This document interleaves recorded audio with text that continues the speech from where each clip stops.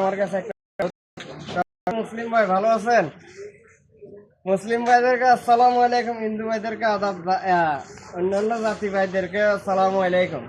ভাইয়া দেখেন, আমাদের এই বিগত প্রথম রমজানে মনে হয় এই যে নসীন দিনী না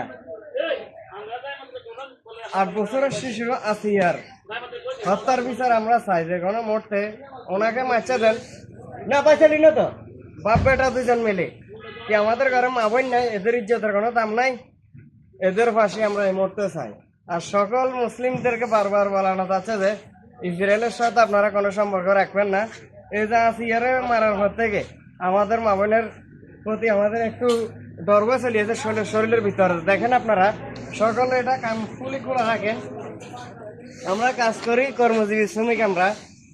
আপনার হয়তো আমার কথা মাইন্ড করবেন, আমি কোনো পাগল না, পাগল মনে করবেন। এই বিচারটা আমরা উপযুক্তভাবে চাই। আমার মেয়ে আছে, আমার বোন আছে, দেখেন আমরা মাইয়া স্কুলে পাঠাইতে, বোন স্কুলে পাঠাইতে আমাদের বেশি ডর ভয় লাগে এখন, বাইচালি না।